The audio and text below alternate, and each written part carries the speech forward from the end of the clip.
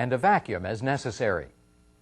The armature banding, which is the wrappings of wire or string around the armature core, should be checked to make sure that it is tight and intact.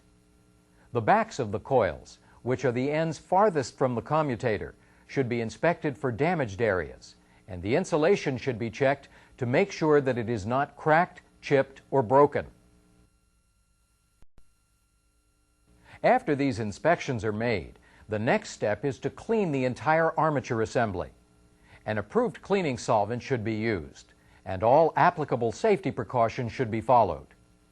During cleaning, it's important to pay particular attention to the bearing end of the commutator, the area behind the risers, and the back ends of the coil windings, which are the ends farthest from the commutator. The cleaned armature assembly should be checked for shorts with a piece of test equipment called a growler. A growler uses AC voltage and the principle of induction to detect shorts. To test for shorts, a hacksaw blade is placed over the armature slots. If there is a short in one of the windings, a distinctive sound will be heard. When you conduct this test, be careful not to touch any of the commutator segments. The windings are insulated, but the segments are not, so you could get a shock if you touch one.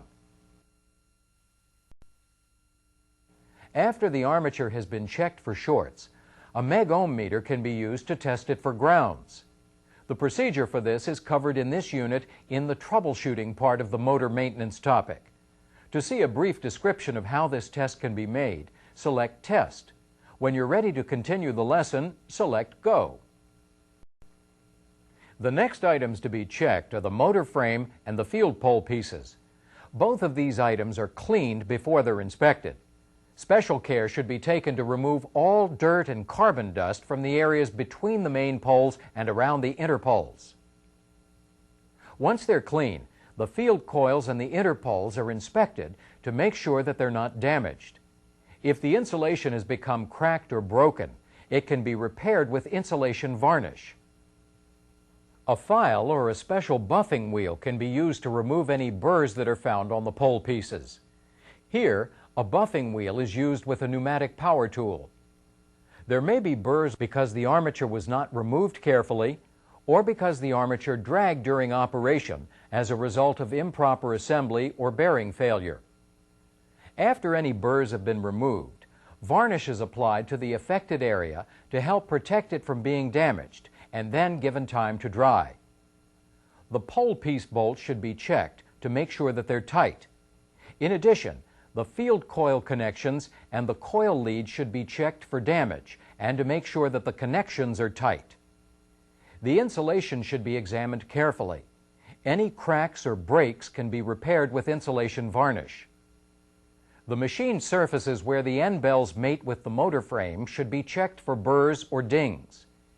Any that are found must be removed with a file or sandpaper or a buffing stone. Burrs or dings can cause improper fitting of the end bells and bearing misalignment. Next, the field coil should be tested for grounds. This test is covered in this unit in the troubleshooting part of the motor maintenance topic. The end bells should then be checked for burrs and dings, and any that are found should be removed with a file or a buffing stone. The entire machine surface of the end bells should be brushed carefully with a wire brush or with a buffing stone and lubricant. And the end bells and the bearing housing should be cleaned with an approved cleaning solvent and then set aside. The brush rigging assembly is the next part to be cleaned and checked. As the brush rigging is inspected, the brush holders should be checked for bends and dings. The tensioning devices should be checked for broken parts, and the pigtail connection screws should be checked for tightness. A meg-ohm meter can then be used to check the rigging for grounds. If everything is all right, the motor can be reassembled. In this part, we'll look at how you can reassemble a DC motor after all of its parts have been inspected and cleaned.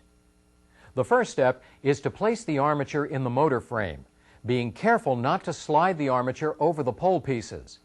The armature should be set so that it rests on the pole pieces. The end bells are then put back in place. The end bell that is farthest away from the commutator goes on first. To help line up the seal bolt holes in the end bell with the bolt holes in the bearing housing, an awl thread is screwed into one of the bearing housing bolt holes. The bearing housing is lined up with the bearing and the awl thread, and then a soft-faced hammer is used to tap the end bell until the bearing is in its housing. The witness marks are lined up, and the end bell bolts are tightened just enough to keep the end bell from slipping away from the housing.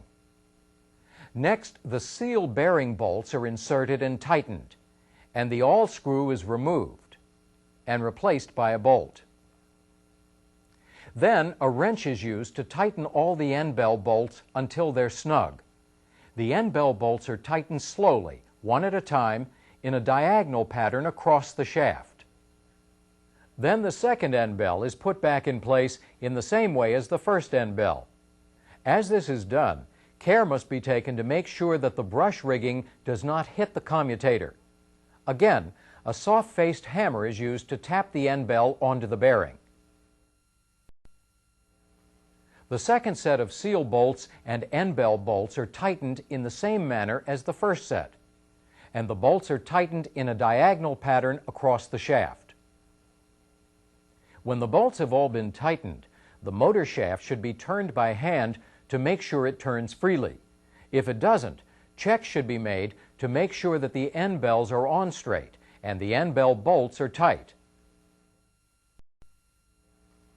A DC motor should never be started unless the shaft spins freely when it's turned by hand. If the shaft does turn freely, the next step is to connect the field coil leads to the brush rigging, making sure that the connections are clean and tight. Each brush should then be checked again to make sure that it's in good condition, and then placed in its brush holder. The brush tensioning devices should be set. And finally, the brush pigtail should be connected to the rigging. This procedure is repeated for all of the motor's brushes. As a final test before the motor is returned to service, it's a good idea to check the motor again for grounds and opens.